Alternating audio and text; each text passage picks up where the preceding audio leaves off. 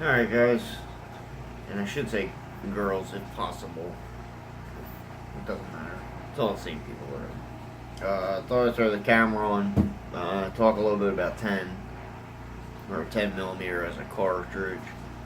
I originally got into 10 millimeter because I had 45 ACP Smith & Wesson M&P, and I like 45 ACP as a cartridge, but looking at it on paper, there are cartridges that I believed had more potential than 45 ACP, and at the cost of 45 ACP factory stuff, I thought there were definitely better options. So I went looking, and originally I was going to go with 9 millimeter. I wanted something a little bit different that was kind of off the beaten path. And I kind of based a lot of my stuff off of, what should I call it? Alaskan thinking, I'll call it. A lot of Alaskan people, their theory is if it can take down a bear, it's usually sufficient for carry. I believe. I'm not from Alaska, but that's usually what I hear a lot of people comparing cartridges to. So a lot of Alaskans, they use like 44 mag, 4570. 10 millimeters not as prevalent as 44 mag and 4570. They also use 38 Super and 45 Super. I think those cartridges. A lot of that stuff, it's hard to find good guns, in my experience at least, good guns in it. But like I'm pretty new to shooting and reloading in general. I've only been an FID card holder in New Jersey for 5 or 6 years, and I'm 30 years old. I've only been an NRA member for 2.5 years, which may lapse regardless. And I've only been reloading for like 2.5 years, so I'm not the most knowledgeable person when it comes to firearms, reloading, casting, any of the above. I make these videos so in 10 years I can look back and go, wow, what a dumbass you were, you know? But some of it may be educational, I might be right or wrong, but just, form your own opinions. Don't take my word as gospel. But 10 millimeter was it showed a lot of potential to me. There's a lot of good things I liked about it. There's a lot of things that I didn't appreciate about it. Mainly, decent factory loads are right around $1 a shot, which wasn't bad, but I'd like to have factory stuff to keep in my house.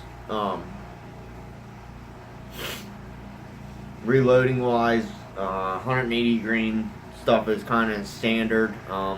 You can go down to like 140 or 145. Velocity goes way up. I think 140s are something like 17. Let's take a look. I think there's something like 1,700 feet a second in jacketed stuff. I probably should have looked this up beforehand, but I stayed home sick today because I've been feeling nauseous all day. So I figured why not do a video real quick and see if I can waste some of my time, or use up, I shouldn't say waste, use up some of my time here, kind of get the day to go by quicker. And I kind of want to get into 10 millimeter, like I said in my coffee chat, my first coffee chat.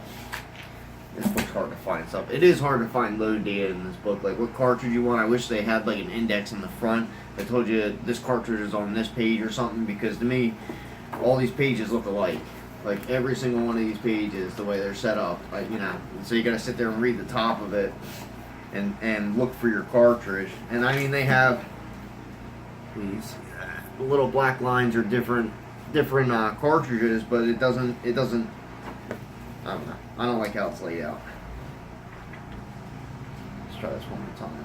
And I forget where pistol and rifle starts on this thing.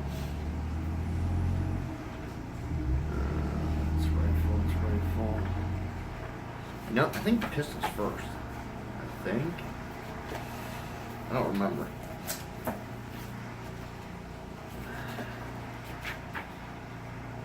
Huh. Asking you shall receive. I guess I just never looked good enough. There's a table of contents. Yeah, it's funny. Good job, Carla. Good job. 10mm auto, page 223.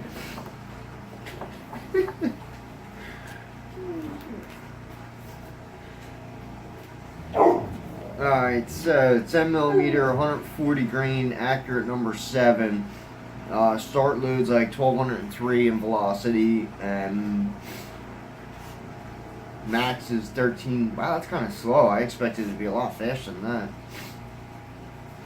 Yeah, because they have like 135 grain bullets in here, max at like just under 1575 feet per second. I feel like that is very slow for 10mm. I could have sworn 10mm in anything under like 145, you were right around like 16, 17, like in that general area. Under 2, but I thought it was like 17. 145 grain was like 1750 or something like that. It was a big claim to fame. I may be wrong. Anyway, I picked this cartridge because there's a lot of things it can do. It does good penetration. It flies straight. Like I've actually shot my Kimber, not very well because I'm not a good shooter, but I've actually shot my Kimber with my reloads at the range I was just at 100 yards, and I hit that steel plate. I ran 3 magazines through it, which are 8-round magazines, so it's 24 rounds, and I ended up hitting the plate. I think it was probably like 50% of the time, offhand, not sitting on the bench or anything. I'm sure if I practice more, I'd be a lot better. I do need to learn a lot of the disciplines in shooting, especially trigger control, breathing, and trigger finger position. There's so many different things to learn about it, and a lot of people have told me, as far as learning stuff, like there's certain tricks you can use, like putting a dime on the front post to watch your trigger control and stuff, but you try and put anything on the front post of mine, and it's so darn wide. It holds everything. I mean, that's every bit of a 1/4 inch wide front post.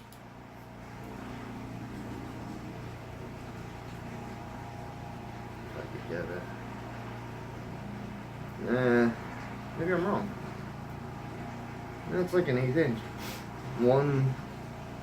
It's like 140 thousandths, give or take. Yeah, 141 thousandths. I think 180 is an eighth or something like that, isn't it? I don't know. But you try and put anything on there, and it's more or less going to balance itself. You know, that's a razor blade, and that's a pretty hard shake. I don't think that's going to show me much for trigger control. But I picked this, and I picked the 1911 specifically, mainly because I haven't had one, and a lot of people say the ergonomics of them are great. I tend to agree. Some guns I pick up, like my M&P, I picked it up and held it, and it felt great. And then I shot it, and it didn't feel good to me. Like something was different when I shot the gun. The trigger did suck on that gun, in my opinion, but I don't know how to work around heavier triggers or triggers with different brakes or gritty triggers. I'm not that experienced. I don't know how to work around that stuff. Yet, hopefully. But I chose this, a 1911, and I chose 10mm for a reason. I would have liked to have a little bit more capacity, but if you make the shots count, capacity is kind of a null point. Unless you're, shooting at more than one target. But as far as the loads, I'm probably going to concentrate on for right now for the 10 are going to be, what's that? I have these Lee 145 grain wad cutters. I still have to see if these feed through the gun and do what they're supposed to do. These are with Starline brass. If I can get it to focus, that would be awesome. Whatever, it is Starline brass in those. The other brass I have is all just mixed brass. It's nothing special. It's pistol stuff. I don't really care about brass so long as it's not bulged or, you know, splitting or separating the head or anything stupid like that. I really don't care. But I want to try these 145s. These are loaded with accurate number 7, and then I have my 180 out of an NOE 403 180. I think it's like a round flat or something like that. It ends up throwing a little bolt like that. These are the solid nose configuration. I was shooting the hollow points, and I actually do have a couple of those left that I want to load up because I know they shoot well now, especially with the load I was using. And I just powder coat one coat of black powder coat. They weren't leading at all. They were doing very well. I also want to see if the standard lube version shoots very well, and I have probably 75 of these to run. I know the load as far as the powder charge works good in the gun. I just want to see if that load shoots as accurately, which I may not be able to tell because of how I shoot. Shoots as accurately, and if it leads, because I kind of do like sitting in front of the lube sizer and lubing bolts one at a time, just to keep me busy. I'm trying to quit smoking, so anything that keeps me busy now is good. I want to see how those shoot in standard. The powder coat I know works. That didn't lead at all. I shot every bit of 300 rounds. I'm pretty sure it's about 300 rounds. That was this weekend when I got shot. So I think I shot about 300 rounds through that gun this weekend, and it was all powder coat stuff without an issue.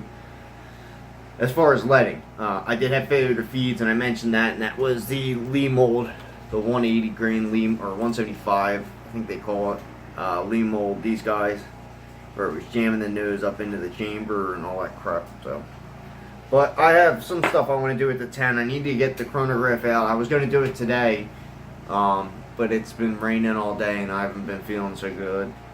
So I've been goofing off around here trying to get something done between 4570 brass and stuff like that, but we'll see how it goes. Hopefully this weekend I'll be able to post another video of me shooting. If not, hopefully I get my range membership soon or something. But stay tuned, guys. I'm going to try and keep this going. I enjoy posting the videos. I know they're not monetized or anything, and at this point I really don't care. I just like posting it and being, you know, being part of the reloading community, and giving a little bit and receiving the knowledge also is big with me, because my quest in life isn't necessarily money or material things. I kind of want to learn as much as I can while I have time here. You know, my quest is more or less knowledge. Money's nice, don't get me wrong, money's very nice, material things are nice, but I'd like to have a wealth of knowledge. So stick with me, and we'll see what we can get done here. Have a good one.